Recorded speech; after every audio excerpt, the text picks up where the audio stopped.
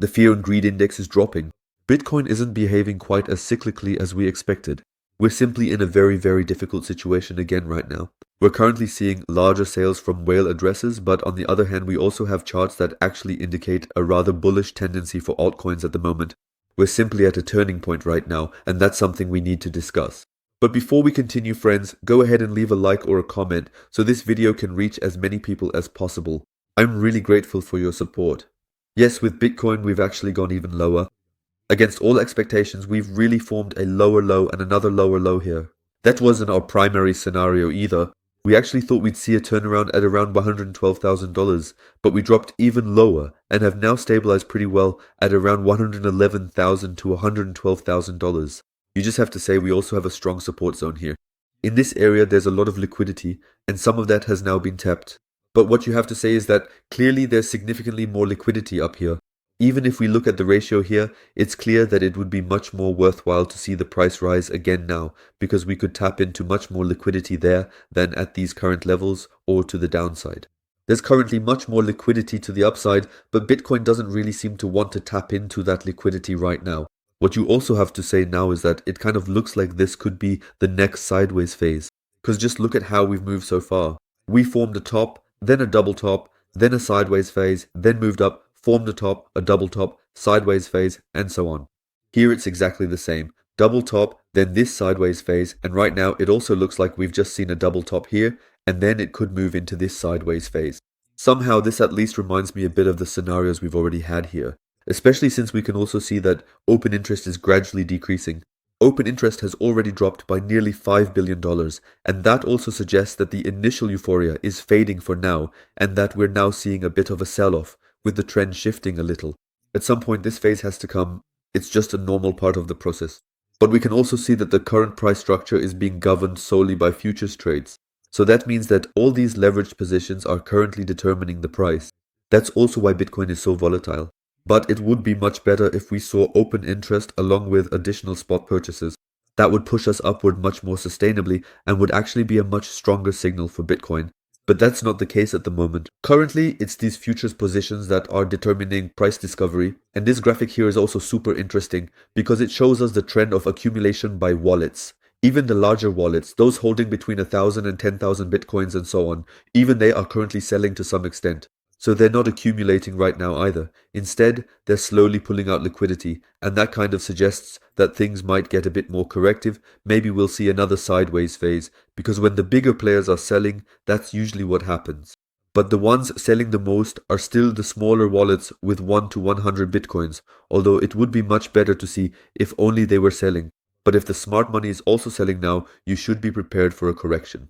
But there's no need to panic here. This is just a normal part of the process. While Bitcoin is showing some weakness, we should take a look at the Ethereum to Bitcoin chart, because just look at this. Here we can see on the MACD, on the monthly chart, we now have a bullish tendency. This is super important because we were in a bearish trend on the MACD the whole time. Now we've seen a switch here, we've moved over to a bullish trend, and in the past, this was exactly the period when the altcoins in Ethereum performed extremely well. We really only see this bullish trend during real euphoria, basically only when the altcoins are also doing really well. It's already a good sign that we're slowly entering this region that definitely speaks in favor of Ethereum, because basically you have to say the Ethereum chart currently looks significantly better. We tested the old all-time high once and then corrected downwards. But when we look at liquidity, we also see that there are simply a lot of positions up here that still need to be taken out. And as long as that doesn't happen, we can't rise sustainably. It gets really interesting if we manage to break through here sustainably and then see a breakout like this. As long as that doesn't happen, we need to be cautious for now. At the moment, I'm leaning a bit towards the idea that things will also move sideways here with Ethereum.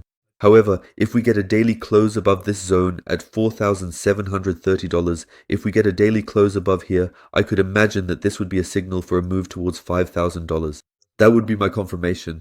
As long as we're not there yet, we've formed a higher low here, but we just have to see how things develop.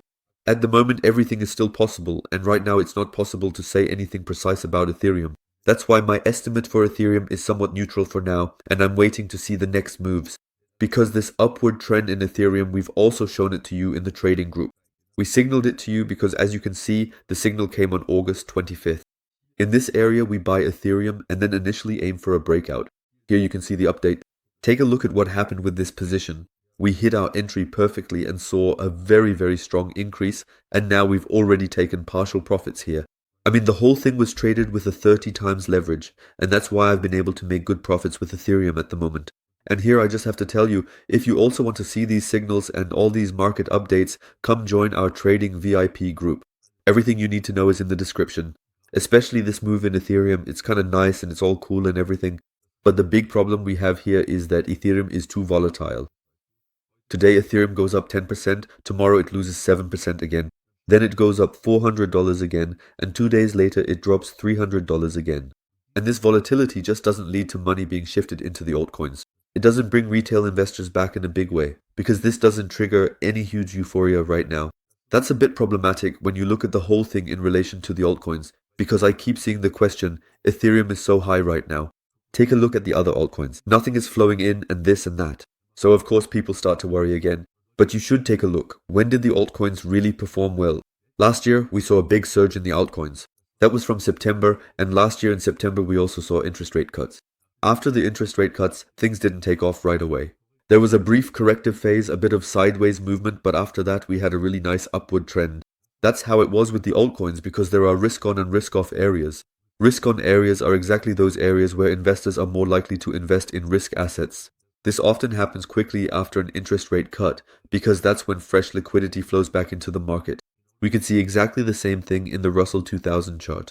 The Russell 2000 is a stock ETF that contains 2,000 smaller stocks. And you can always see very clearly on that chart whether we're currently in a risk-on phase or whether investors are not so risk-inclined at the moment. And here too, we saw the rise at the end of last year, right after the interest rate cuts, which is already a nice thing. Right now we're also seeing a really nice increase.